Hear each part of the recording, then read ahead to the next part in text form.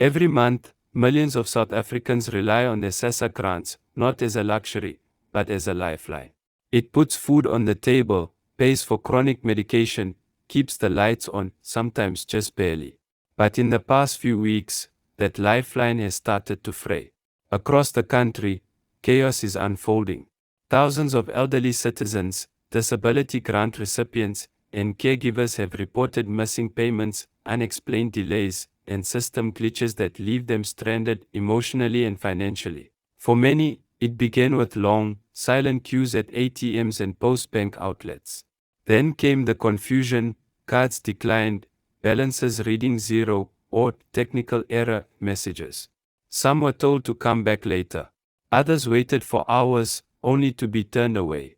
And this isn't just about a late payment, it's about broken trust.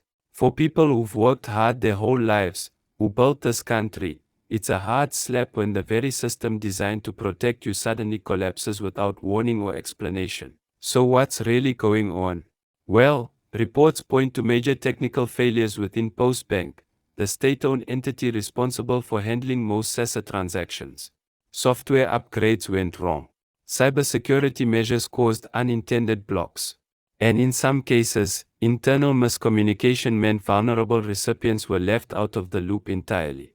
The government has promised answers, but so far, many are still waiting. And while officials urge patience, pensioners and grant holders are the ones paying the price, literally.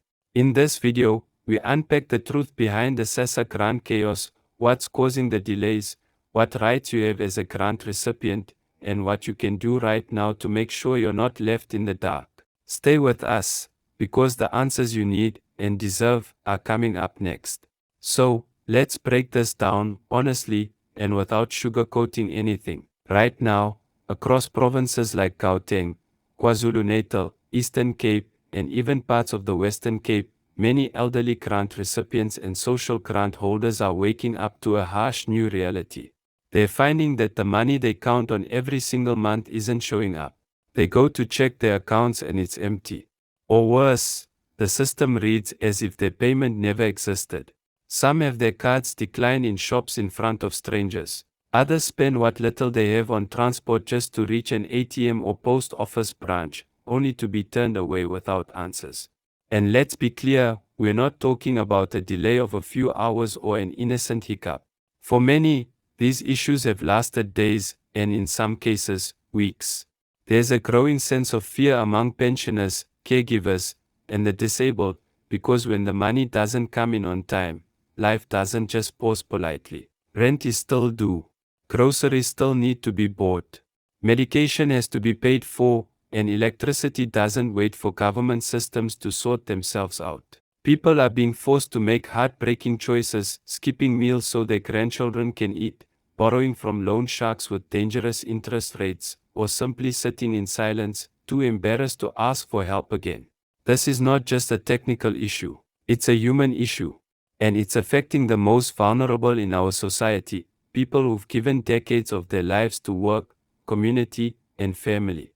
People who should never have to beg for what is already rightfully theirs. Now let's talk about what's actually causing this, because if you've watched the news or heard conflicting reports, it can be hard to know what's real and what's political spin. At the center of this storm is Postbank, the institution responsible for facilitating the distribution of social grants to millions across South Africa. While it operates under the wing of the government, Postbank has been dealing with what it calls technical problems. But when you look closer, what's happening is far more than just one faulty server or a system upgrade gone wrong. Multiple sources have confirmed that Postbank's payment systems were affected by a software failure linked to security upgrades. These upgrades were supposedly rolled out to prevent fraud, which is important, yes. But in trying to fix one issue, they seem to have caused another, far more damaging one: widespread disconnection from the SASSA payment network. What this means in plain terms is that your payment might have been processed, but your card, the ATM, or the teller doesn't recognize it. Or, in some cases, the funds haven't even moved from the Treasury level to the individual accounts. To make matters worse, there's been a shocking lack of communication. Many grant recipients report that they weren't informed of the delays in advance. Some only found out something was wrong after waiting for hours in queues. Others were told different things by different officials, one saying the money's in, another saying it's not, and some simply shrugging their shoulders. There's no central, trusted voice giving consistent updates, and that silence only adds to the stress. It's frustrating. It's humiliating. And it's not how the system is supposed to work. And the timing couldn't be worse. With cost of living prices soaring, petrol, electricity, and groceries all on the rise, people were already stretching every cent. Now imagine doing that with zero income, all because someone else's system broke down. It's not right. But here's something that's even more concerning: this isn't the first time. This chaos has been repeating itself in different forms over the past year. Last December, Postbank suspended thousands of SASSA gold cards, citing security risks. In May, beneficiaries in several provinces experienced errors in receiving their child support grants. There's a pattern emerging, and it's a pattern of system failure, poor planning, and reactive damage control. Instead of building a stronger, more resilient system, authorities seem to be patching holes after the boat has already started sinking. Now you might be wondering, where does SASSA fit into all this? Aren't they the ones responsible? Technically, yes and no. SASSA is the government agency tasked with managing who qualifies for a grant and how much they get. Postbank, on the other hand, is the one responsible for delivering those funds. But in practice, when things go wrong, the blame game starts. SASSA points to Postbank. Postbank points to system failures. Treasury blames technical errors. And while all these institutions argue over who's to blame, it's the everyday citizen, you, your neighbor, your family, who suffers in silence. Now, some of you have asked, what about switching to commercial banks like Capitec, FNB, or Standard Bank? Could that make things better? And the answer is, in some cases, yes. Grant recipients do have the option of receiving their money through a bank account of their choice, as long as that account is in their name and verified by SASSA. However, the process to change payment methods isn't always straightforward. It involves filling out forms, verifying ID documents, and sometimes, depending on where you live, standing in long queues just to get one signature stamped. And for the elderly, for those in rural areas, or for anyone without easy access to transport, that's easier said than done. But here's the good news: change is possible. It just requires some extra steps. If you're tired of delays and want to consider moving your SASSA grant to your personal bank account, you can visit a local SASSA office and request a change of payment method. Bring your green barcode ID book or smart ID, your proof of residence, and a letter from your bank showing that the account is active and in your name. Once approved, your grant will be deposited directly into your account each month, and you can withdraw it from any ATM, just like your pension or salary used to be. It puts more control in your hands, especially if you're feeling let down by the current Postbank system. Now, let's shift the focus for a moment. What if you or someone you know has missed their payment completely and needs help right now? What are the options? First, don't panic. SASSA has issued a statement saying that no one will lose their grant. If your payment hasn't arrived yet, it's delayed, not cancelled. But yes, we all know that delayed doesn't feed you today. In the meantime, you can visit your local SASSA service point and explain your situation.